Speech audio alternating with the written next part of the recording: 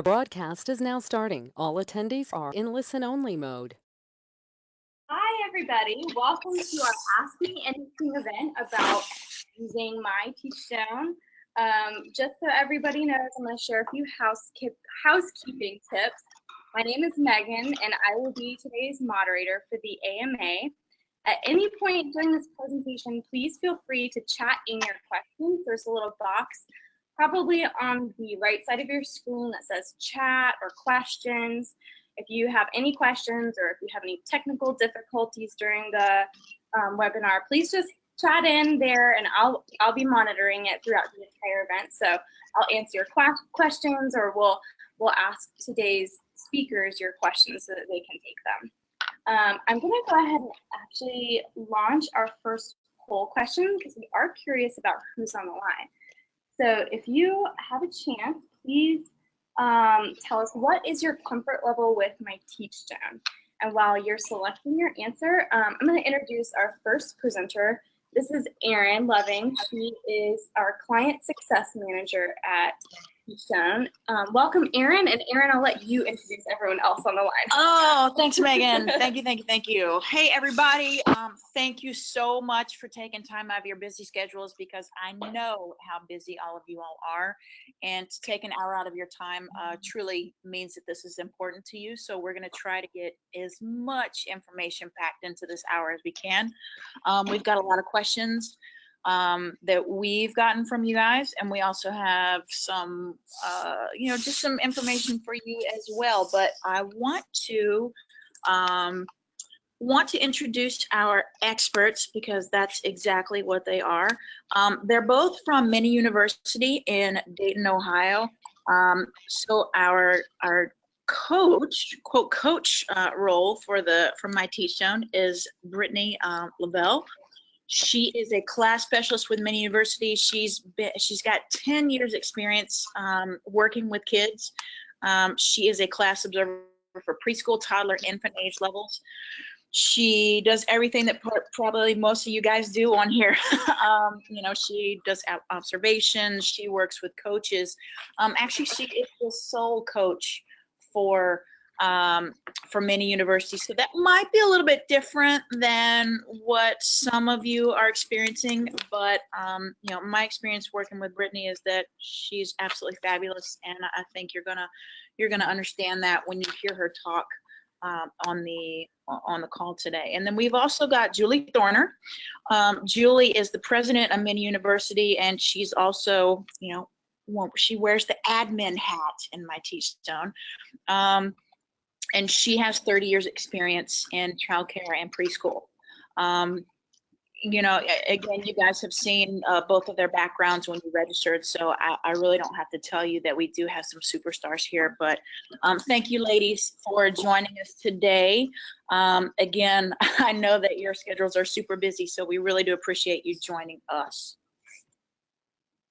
Very happy to be here. This is Julie. Nice to participate in this. Thanks, Erin. Absolutely. Thanks, Erin. Hi, everyone. This is Brittany. Thanks, guys. Thank you for joining us and speaking today. Just so you know, I'm going to go ahead and close the poll, and I'll share those results so everybody can see. We've got quite a spread on the line of our attendees. Some people haven't started using myTeachstone yet, and some people are experts. And most of you are somewhere in between that haven't started using it and a pro. I'm a pro. I want to know who wrote I'm a pro. That's interesting. I will find out who you are. I'm just kidding. Okay, so great. So let's just jump right into the questions, guys. So Julie and Brittany, first of all, can you kind of tell me about yourselves? What is your day-to-day like, and how does myTeachstone fit into your day-to-day? I think that might be the most important thing for people, starting off. This is Brittany. I start off doing class observations and all of that data, which is great. I can first start off by saying myTeachstone is great because I'm coming from using paper, and that was a lot to keep up with. But now everything is put into the system, and I don't have to worry about all the paperwork and all of that. So that's great. I love using the iPad when I go in and do observations. and I'm able to, because I don't know if anybody else had this problem, if they did the paper and it was the small block and you can't really fit all the notes in there, and that was just a big problem for me. But using the iPad and able to type my notes has been so helpful to me. And like I said before, organizing all of the observations. I coach, do observations on all 5 of our sites. We have 5 sites. So that's a lot of teachers. It's about how many classrooms to be exact? We have 40 classrooms. Yes, so I do them from all age groups, preschool, toddler, and infant. So how my week goes is that I do observations 1 day a week, and I rotate between all 5 of the centers. I do typically about 2 observations in that day. I'll have a feedback meeting with that teacher. So the teacher will get a copy of that, and we'll have some back and forth dialogue about areas of growth and things that they were just awesome in. Based off of that data, I kind of come up with a plan of an action plan on what next steps would be with that teacher. It just like we differentiate for children, I pretty much do the same thing with teachers. I have some teachers who like to kind of do a journal thing, and we kind of have like when I'm not there, they're able to tell me things that they're struggling in. And then I kind of get feedback that way. I have teachers who I just go into the classroom and I actually, in that moment, help, kind of be their whisperer and kind of tell them like, hey, why don't you try it this way? Or why don't you say it that way this time? Or you could extend that if you would have did, like in the background. And then I have teachers where it was like, I need to know what this looks like. And then I just go in and I just actually model and do it. So that's kind of like how my week is. If I'm not doing observations, I'm definitely in the classrooms and I am doing coaching. Fabulous. So Julie, I'm going to pose the same question to you. Yeah, so my job is much easier because of Brittany. So that's my first piece of advice is hire and support great coaches. And we are really blessed to have Brittany leading this work for us. My admin work is small in comparison. Brittany spends her full-time job working directly coaching and observing, as she said. So my role often is behind a desk at a computer, but it's so helpful to me to have everything automated. And no matter where I am, I can easily log in, kind of quickly see who's engaged, who isn't among our teachers, see how Brittany's doing with observations. Actually, you don't have to go look for the paper.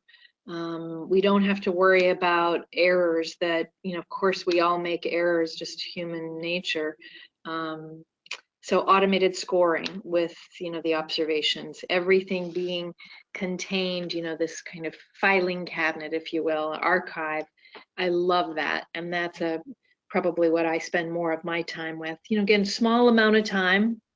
I would say, 30 minutes to an hour a week, really no more, unless there's, a specific project. Brittany and I just over the last week have maybe spent a little more time getting ready for this and also doing some scheduling to try to manage the workload across, multiple sites. Yeah, and the teachers do, this is Brittany, the teachers do have an expectation with myTeachstone when they have their initial, if it's a new teacher, when they have their initial first class observation within their first 30 days. I have, a deep talk about class and, talk, about the different dimensions and domains and all of those things. And then they set up their myTeachstone account. And then I go through how to navigate through it and all of those things. And then the expectation is said that they are to have 15 minutes a week doing PD in there. I do one observation to all age groups once a week. So if I recommend something that maybe lasts 5 minutes, then the teacher is responsible for that other 10 minutes of self-study. Yeah, that's a nice, I don't know, Erin, interrupt me if you'd rather, kind of structure this a little differently, but I think it's an important thing that I've learned in this process, and probably like many of you, we're all trying to figure out what should you spend more time on and what should you stop doing because it doesn't work. And when is the right time to introduce class? And I became reliable on class pre-K about 10 years ago. So, kind of early on. And I'm not reliable anymore because I think that's a skill set that you've got to continue to use or you lose. But I've never lost my passion for class. But what has changed is the timing. When's the right time to introduce new teachers? And I think over the years we've been hesitant, like, oh, classes, it's too much, or oh, they have to learn these other things first. And over the last year and a half, really since our use of myTeachstone, that's probably one of the biggest things that's changed. And I will say, I think we're getting better results because of it. We are introducing teachers, new teachers, in their first 30 days. And, again, 5-10 years ago, we never would have done that. We would have thought it's too much, it's too high level. This is a beginning teacher, she's just out of college, or this is, somebody who's not ready for this yet. And I feel like we've really tried to shift our focus and say, this is the most important thing. This would be the one thing we have to put in front of people right at the beginning so that they understand, there are all these resources for you to help you improve your teaching, and that's what will get better outcomes for children. That's fabulous. That is fabulous. I'm so glad that you said that, Julie. Now I understand why you guys do so well. So so let me ask you this. When you guys first started, and to give you guys a little bit of background, many universities started using myTeachstone about 18 months ago. So, they haven't been with us a really, really long time, but their engagement is phenomenal. So when you first got myTeachstone, and as we all know, we trying to figure out myTeachstone, how did you introduce it to your teachers? How did you roll this out? And what would you say? How would you recommend, from your experience, how would you roll it out to teachers? It's interesting. I'm trying to remember exactly. So you're right. It was about 18 months ago, and it was in the spring, which we know. We operate year-round programs in 4 of the sites. One site is a kind of school year model. But even though we have year-round programs, I feel like we follow kind of that school year schedule, if you will. And maybe many of you on the call also, you find that families and teachers, they like to think in terms of school year. So spring would probably not be your first choice to try to introduce something because it's already so busy.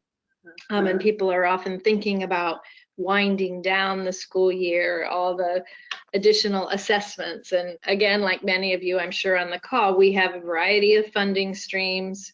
And so there's, extra things that you have to do at that kind of close of the school year. But we did it anyways. We were just learning about myTeachstone. We had, been in an old school pattern of doing old videotaping and trying to coach teachers for years using that pretty unsuccessfully. And I think sometimes we've just made a lot of mistakes along the way. So when you find something that simplifies your life, it's very attractive. And that's what really drew me to myTeachstone initially. So just ease of use and access to so many resources that are quick, you know, a couple minutes. People, that's what was the initial hook for teachers, because we have a lot of automated systems in our organization. And there was, you know, one of the first responses was like, oh, not another login and password, not another, you know, database. But the visual display, the ease of use, and access to resources that didn't look like, and I mean, no offense, we love NAEYC, we love young children, but that is a formal journal. And, you know, people don't want to give, you know, read a 10-page research-based article all the time. So to watch a 5-minute video, that seemed very doable. And so we just kind of jumped in with some of those easy, quick resources, and people were hooked. One of the things that I always look at, because to me it's a sign that this works, we tended to see that more of our teachers' time is spent in self-study. And that's not because Brittany's not doing a great job recommending. She does recommend a lot of great content and people use that. But then I see they stop doing what we've asked or guided them to do, and they're exploring it on their own. And I can't say that about too many other resources. So that's a key data point for me. Yeah, and at first it was like, okay, I have to get all these accounts and I have to get all these people to all of these people, a big chunk of people into the system. Now, just like I said before, we introduced it in their first 30 days and then they get their account. But when we first initially got it, it was like, okay, now everybody has to have this account. So one good thing that we do, we have what's called Fall Team Day, which we come together and have a big PD day and all of our sites are closed. And that was a great opportunity for me to have everything set up. Whoever doesn't have one can come over to me and we get it all set up. So that's how we initially got everybody started when we had a big group of them. But now, like I said, as they become new teachers, they get it within their first 30 days. That sounds good. We do have a question coming through from Betsy. It sounds like you have some really engaged staff, but what do you do if a teacher is not interested or seems like really resistant? So how do you incentivize those teachers? We have a few of those disengaged teachers too. Yeah, don't get us wrong. All of the teachers, it's not all roses over here. It definitely is not. We have every problem everybody else has, and we've probably made every mistake possible. So, well, the first thing I will say is that I'm really engaged on myTeachstone, and that's a part of my daily work. And I'm always in it. I'm always in the classrooms. And they, you know, I have teachers that they see me. They was like, I know, I haven't gogged on. Brittany, I'm doing it today, I promise. So, you know, they know that I'm gonna check it, and they know that I'm on there, and they know that I'm going to say something. We also have with our company what's called iPlan, and that's what teachers get actually 2 hours of it, and it's paid, so that's in addition to their salary. So during that time, that's when they do their lesson plans and observations and assessments and myTeachstone. So all of that teacher work time. So that's kind of an incentive. I did see that question ahead of time, and we're kind of think of maybe some different type of incentives that we might start looking into. Yeah, it's a great question, and I do think we could probably improve in that area, and and have a little fun with it. But initially, I think it's about finding a hook. What's the thing that this teacher's interested in, or sometimes we tend to think about what do they need. What are they, almost like a deficit model? What has to improve? And we found a little better luck with what's their strength, and let's let's talk about that strength and encourage them because they have that strength, and invite them to share that. And let's find a video of someone else who has that strength, and they kind of see themselves, and that's appealing. I think then it's easier when you've built that relationship and you have a connection.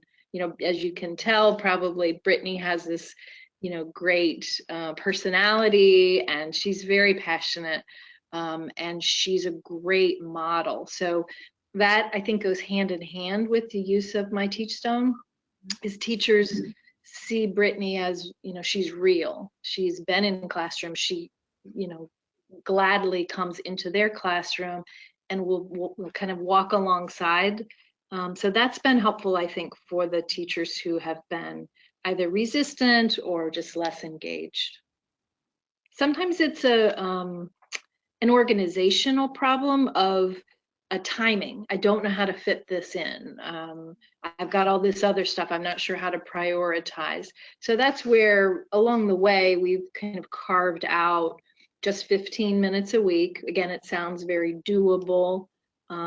We're already paying people for 2 hours of iPlan. It's not a lot, but it's something. And our iPlan stands for intentionally preparing for learning, assessment, and the needs of children. And so people kind of have fun with that little acronym. And Yeah, can you say that again? One more time? Yeah, intentionally preparing for learning, assessment, and the needs of children. That's great. That's fabulous. I know Megan's going to put that on Facebook. I can already see it. So, okay.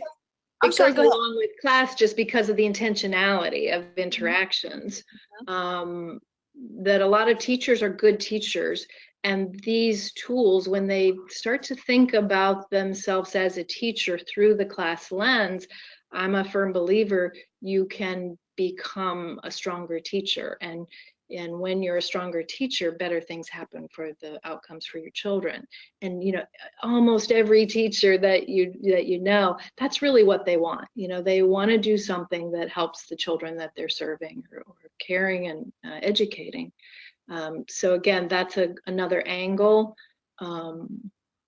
When a teacher struggles with a certain child, and thinking about phrasing the work you want them to do in myTeachstone as a way to help their interactions with that child, I think most teachers are pretty open to that. Absolutely. That's the end result right there. Absolutely.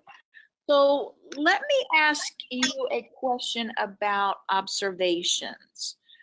So Brittany, after you have your observations, how do you share that information with the class data with the teachers, and how do you incorporate myTeachstone in that? So I do the observation, and then I write feedback report. How I do it is I write it by each domain, and then I break down each dimension. We talk about areas that they were great in, and areas of growth, areas that we could have did a little bit more. So I spend probably between about a half an hour, depending on if this is their first observation or not. And maybe between half an hour and an hour, you know, discussing and having some back and forth dialogue about what I saw during the observation. And then we will choose like one domain that was the lowest, which I'm sure everybody knows is usually instructional support. And then we will pick one. We won't work on the entire instructional support, but we'll pick one dimension, and we will say, how can I incorporate this dimension throughout the entire day? and we'll talk through it, and we'll throw out some ideas, which I usually write ideas in the feedback report, and we will. Next time I'm in the classroom, like I said, I just do observations once a week. And then once I'm back in their classroom, we will see, have we put this into practice? Because that's the most important thing. I can talk to them all day about what they should be doing, but if they don't put it into practice, it's not going to get better. So that's where I come in and go into the classroom and see. And then they'll, a lot of teachers are honest, like, I just didn't know what to do. I don't know how to do that. And then we'll figure out, depending on how the teacher learns. I'll either show them, I'll kind of coach them through it, and we'll just get through that dimension. And then once we feel comfortable about that, and then we'll move on to the next one. Gotcha. I think that's been effective, breaking this down. Class can seem a little overwhelming. And so it's not about you have to learn all of it or do all of it today. We know that's what we want in the long run, but people, adults, just like children, they learn in these kind of developmental phases, and so breaking things into smaller steps, often the thing they're interested in, and that's a challenge, I think, sometimes as leaders. We want them to improve in an area that we want them to improve in, maybe not the one they've been interested in. So again, it's a balance, but Brittany's very kind of hands-on, and she's not working with every teacher every week. We probably have far exceeded any of the recommendations about how many teachers you should coach, with her working across so many classrooms. But we are just starting a new partnership with our community initiative. So we have one new coach who is working with 6 or 7 of our classrooms. But it is possible. And I think the small, less is more, the smaller doses, 20 minutes here and there is about all we see that teachers can kind of handle in terms of time, of volume of feedback. Yeah, and then the teachers, they always have their scores. How I do recommendations is that sometimes I might do individual recommendations, but for the most part, I kind of do them within the groups because I have the teachers set up in groups. And I kind of, since I'm around at all sites, I kind of notice some things that's going on in the classrooms, and I might see a video or some type of resource that's catered to that area, and then I will send that recommendation.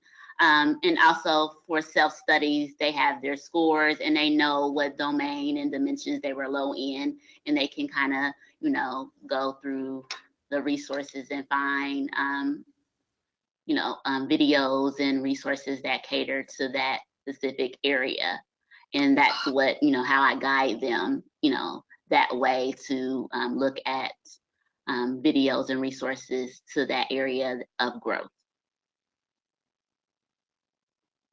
Okay. Here's another question that we got, and this is from Jane. Can you use myTeachstone to run PLCs? Yes, you can. Whoever answered that, I'm a pro. It might be nice to have that person reply a little more. We are just in our first experience with a PLC, professional learning community, using myTeachstone. So we're trying to use the pre-K implementation guide as our model. And we'll probably better be able to answer that question in another 6 or 9 months. How about you, Erin or Megan? Is that something that you can share a little more about? I personally am not using myTeachstone because I'm the community coordinator here at TeachStone, but I have heard of a lot of other organizations using myTeachstone with PLCs. So if you do hear of other people using myTeachstone with PLCs, please like reach out or chat us in the chat panel because we'd like to hear from other people. I have a Structurally, I could say, just if if you're thinking logistics, the PLC that we're going to participate in is once a month, 2 hours of time of web-based kind of go-to meeting, and 1 hour of additional work kind of outside of that webinar. Breaking dimensions down, having kind of homework, if you will, things that they can definitely kind of put theory into practice in their classrooms. 9 months, so I think a total of about 27 to 30 hours of content.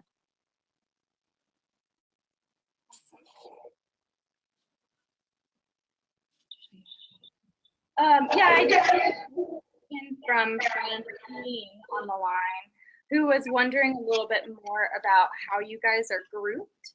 I just asked her to elaborate to see if she had any specifics to see how you guys were grouped, but could you maybe talk a little bit more about your organization, how you're set up in general?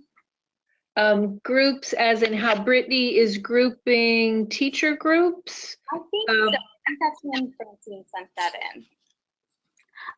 Yeah, like we said before, we have 5 different sites.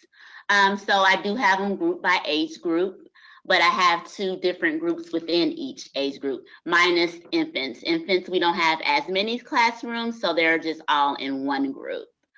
Just so that it's just not so many different ideas jumping, because my teachers are really active on, which is one of my favorite parts of myTeachstone, is that they're able to kind of have back and forth dialogue. For instance, if I send a video, I always kind of put a little blurb of what I want the teachers to kind of zone in on, and they are required to respond to it.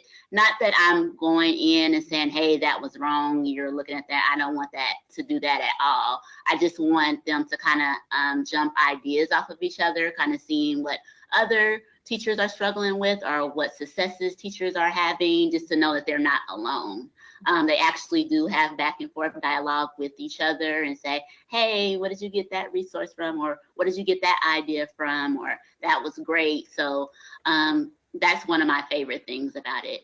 But I hope I answered the question. So I kind of have them grouped into age groups, and then I have 2 separate groups for preschool and 2 separate groups for toddler, and then I have 1 group for infants. That's helpful. Right. Yep, that is exactly what she was asking, so thank you. Great. It's really one of the just side benefits that I'm not even sure I realized at the beginning of using myTeachstone. And we're fortunate that 4 of our sites are within 15 minutes of each other, but one site is about an hour away. And so 3 university locations, a hospital, and downtown. We're an employer-sponsored organization. And so teachers, even within a center, our smallest center just has a couple classrooms, and most centers have about 8 to 12 classrooms. But even within that center, if you are an infant teacher and there's 2 infant classrooms, you have a small group of colleagues. So it's a way to expand, kind of an easy way to expand their colleague base, and their kind of professional relationships. And people like to, infant teachers like to talk to other infant teachers, and preschool teachers, they like that age group association and idea sharing. And that's really been nice, and especially then when the conversation is around this language of class and these behaviors, that's just a complete bonus. Okay, I've got a specific question from Emily, and it says, I'm focusing on instructional support. Is it possible to find specific resources by specific behaviors like self-talk or integration, for example? all the content in the PD library is a bit overwhelming, and yes, Emily, you're right, it is. So where did you start? And Brittany, Julie, can you give a little guidance on how you find things in the resource library?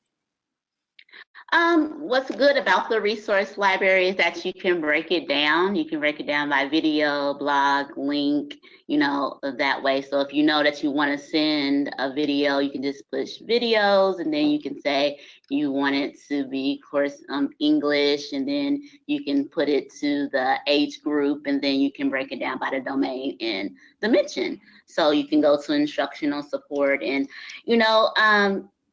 I will say that it is I can say it's some areas that have more resources than others.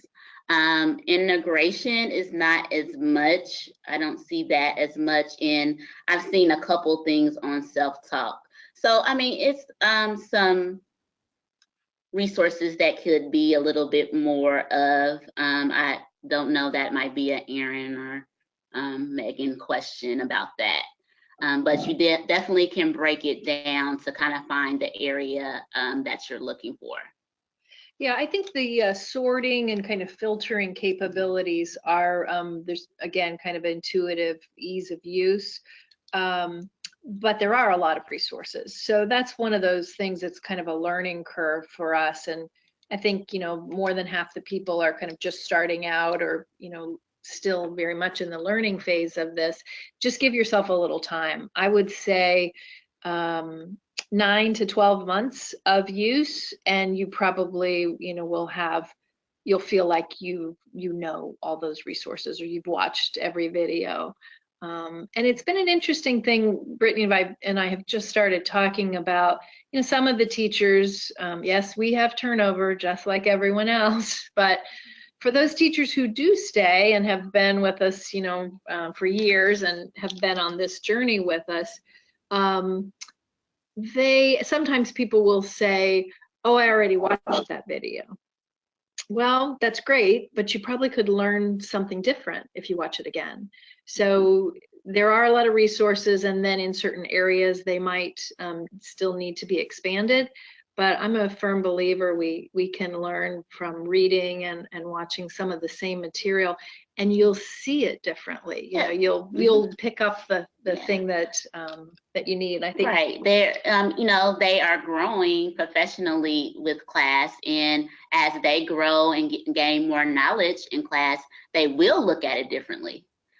Because they don't look at it the same way they did when they first initially got the account, because now they hopefully, and if I'm doing my job, they see it differently, and they can go through like, hey, I didn't look at it like that before, and they see something different. So I definitely encourage teachers to look at videos again.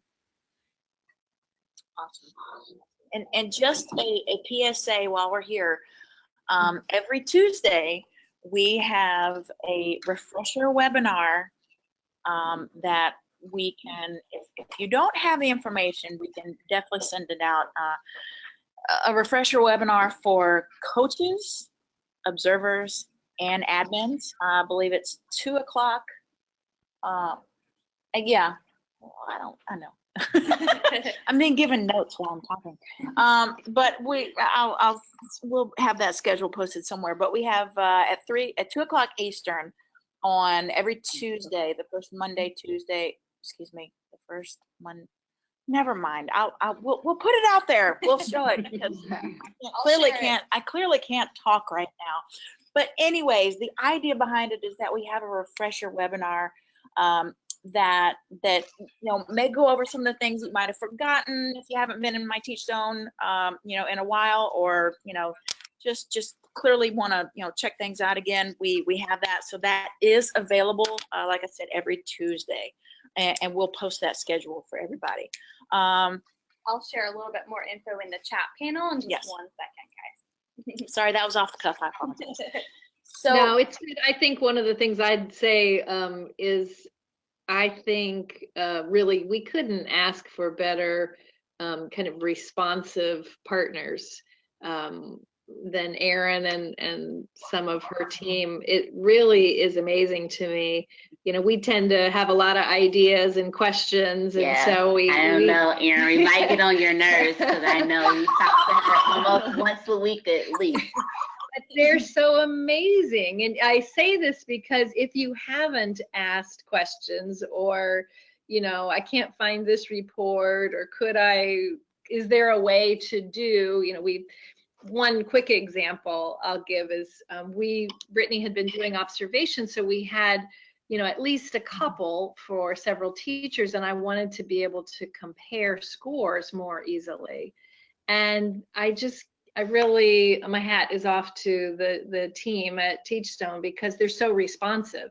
You know, if they don't have the capability to do it today, it doesn't mean it won't be there tomorrow, because they listen, and they continually improve and revise their materials and the things they offer. So, you know, engage in this, and the things that your questions are so quickly answered. So we appreciate all of your help, Erin. Awesome. Thank you. Yeah, just like Julie and Brittany said, we have a fabulous team here, and I would say, you know, if anyone on the call has any questions or any feedback, and you haven't reached out to your client success manager, please feel free to do so. You know, that's why we're here, and a lot of improvements that we've made to the system have come directly from you know, requests or questions that we've gotten from our clients, you know, of real world scenarios that, you know, that they're experiencing every day. So it's fabulous. And, you know, and like Julie and Brittany said, we might not be able to do it right that minute, but it's definitely on our list, and we know that it's a concern. So we're working toward it. But yes, please let us know any questions, any feedback that you have. It's so important to the development of myTeachstone. Let's see, what's next? What is next? Okay, I have another question. It's about observations again. People love the observation question. Okay, so this is from Betsy. And Betsy says, can you please walk through the process of an observer creating an observation in the system? And how is it used by different stakeholders? So how is that? What's the difference in when an observation is, you know, that data is read by an admin and the data is read by a coach? So what's the difference there? Well, I have capabilities for both. I'm an admin and a coach. So I don't know if I see anything different from a coach or an admin. So I don't know if I can kind of answer that question or not, because since I have both titles up under, I don't know if I would see anything different or not. So I want to make sure that I got this right. So Betsy wants to know how to schedule observation. I mean, just walk us through the process. I mean, you know, we won't go through how to create an observation, but you know, or sure, yeah. Not, you know, not the actual creating in myTeachstone, but yeah, when you've gotten that you know, kind of notice from Julie, we need to go ahead and schedule an observation on this teacher. How do you go through the process? Well, ours is a little different because, like I said, if it's a new teacher, I automatically, because I'm scheduling them, because I know that teacher is going to get one within their 30 days. So I kind of fit that in. But we do observations twice a year. And again, I just schedule it, and I just know they need to be, Julia tell me a date that they need to be completed by, or a month they need to be completed by, and I make it happen. So it's not really a way that we kind of, she doesn't say like do observation on Sheila by the end of the week. It's not really like that. We try to be pretty organized. And again, this is probably similar to what I said earlier about sooner rather than later, talking about class. So we've kind of front loaded it. It's in the first month that a teacher is with us that we begin this conversation about class. And it does begin with just kind of this data collection. So we have some baseline scores. And we're seeing there's some larger kind of community and state initiatives. We're in Ohio, and that's becoming pretty common, that scores, again, people like the data, but it's really about the interaction, kind of the connection with the teacher and the coach. So, but you have to have some data point, and then I'm looking at the data to, as I said earlier, compare. Are people growing? Why'd this score go down? How can we get these scores up? Just because I believe this is the right thing to measure, and this ties to student outcomes. So, but also, I also recognize scores are hard for some people.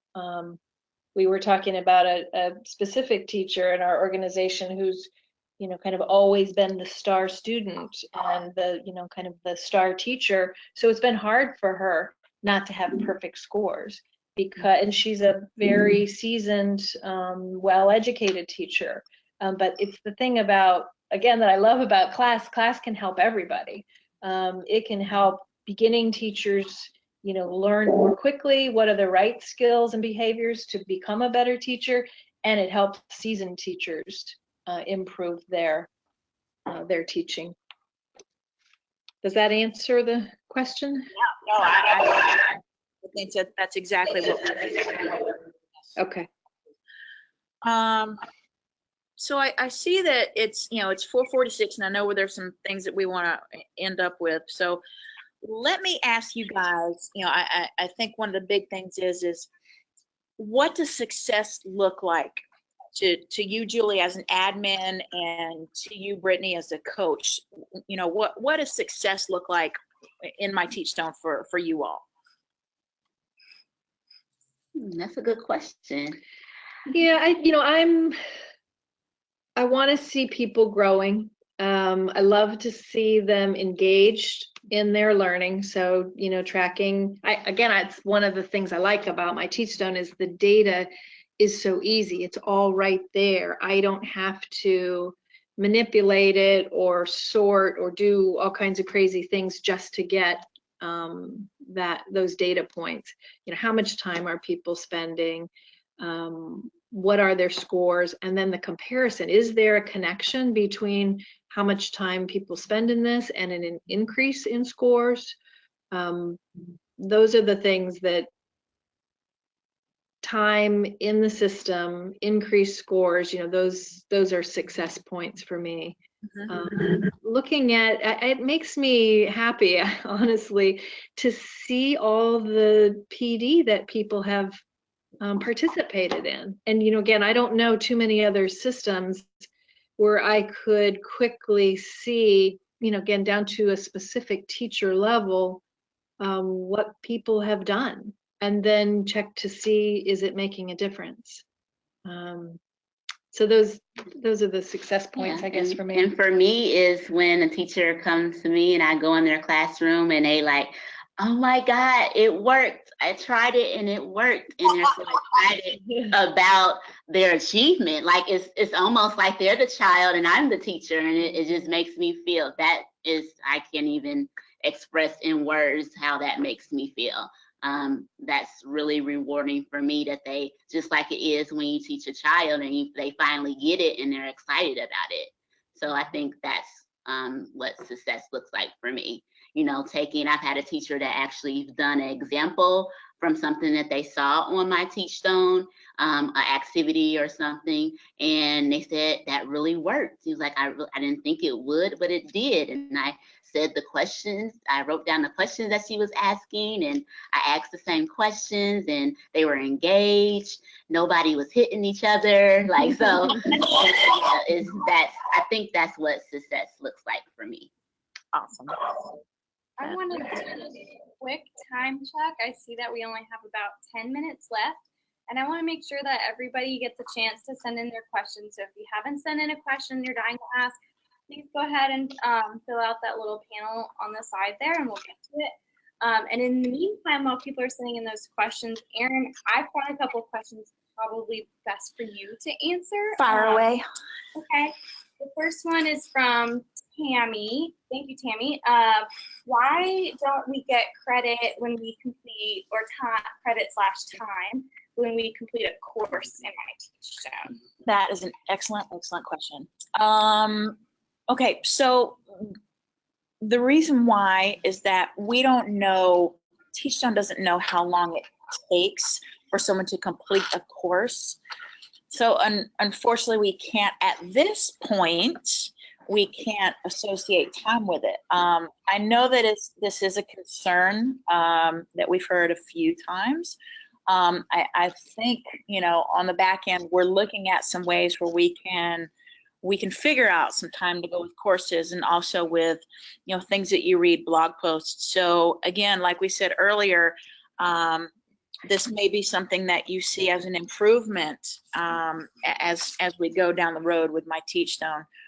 Might not happen tomorrow, but it's definitely a concern that we know that folks have, and it is heard, and we're working on ways that we can fix that.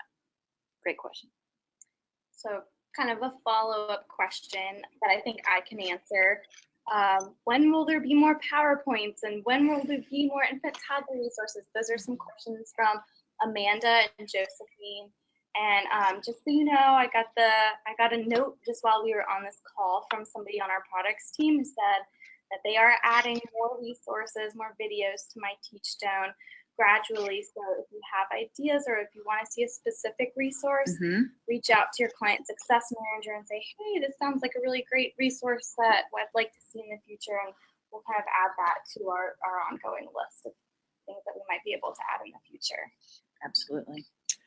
And one more question from Kenya. If we purchase myTeachstone, this is an Aaron question again. If we purchase myTeachstone access for coaching participants, is there a set start date and an end date, or can it be activated anytime? And maybe Julie might be able to talk about what that process was like for them too. Yeah, I will give the short answer is that when an agreement is signed with the organization and with Teachstone, it's typically a 12-month cycle, 12-month period from the start date and the end date. But we are well aware that contract negotiations take a little while. So we do understand, that there may be, the contract may be signed on, let's say October 1st, but we really don't get in and get running until, say, November 1st. Not a problem. Once we get folks in and we actually have your account created, I think I speak for all of the account managers, is that's pretty much when your 12 months starts. But again, we're flexible. We're flexible, but there is a set start and end date. And again, that's kind of more information that your client success manager, will get into with admins. But Julie, did you have anything you wanted to add about that process? No, I just something I said earlier might have been confusing. So we started in the spring and probably took the first month just internally, kind of at an admin and coach level. I needed to make sure I had leadership buy-in from the leaders at each of the sites. And we needed just time to explore. And then we rolled it out probably, 4 to 6 weeks later among the teachers, and kind of a soft rollout of, new resources, explore it. We didn't start out in our first month saying you all have to do this 15 minutes a week. That would have just killed it. So we wanted people to have time, and that's why we did it during this time. So they had kind of from May through early August just to get in, explore. Brittany was talking about it. We were doing some observations and make it real, make it meaningful. And then we kind of have this, bigger kickoff at the start of our school year, where we began, some expectations around use, and started to, again, gently, respectfully hold people accountable to it. But by this time, they'd had their own time to get into it and see the value of it. Maybe we got any more questions that we need to to ask? None on the line. We did have a few questions from people who submitted them beforehand that I don't think we're gonna have time to get to. So I'll try to follow up with anybody whose questions were not answered, and I'll follow up with them individually. And as a quick reminder, this was recorded, so if you joined us halfway through and you missed the beginning, we're gonna send out an email with the recording of this entire presentation. So just keep an eye on your email the next day or so. But I wanted to thank our presenters for joining us today. Thank you, Erin, for helping facilitate, and you guys on the line, thank you all for attending. I also want to add pretty quickly that since we're fairly early in the school year, if you have a client success manager or you're in contact with our customer support team and you want to learn more, we do have a couple of new resources in myTeachstone, new pathway resources. So contact the client success manager or customer support to learn more about that. But thank you all. I might jump off about 5 minutes early to give you that time back into your day. Your precious 5 minutes, absolutely. But no, thank you, Brittany and Julie, so much. I know this has been extremely helpful for me and Megan, and just on our side. But yeah, thank you so much. We really, really appreciate your time. Our pleasure. Next time we'll have to figure out how we can learn from some of the participants in the call too. So thank you. Absolutely, absolutely. All right, everybody out in wherever you are, thank you so much for joining, and have a great afternoon, evening, and we'll see you next time. Bye, everybody. Thanks, Erin. Bye. Bye. Bye.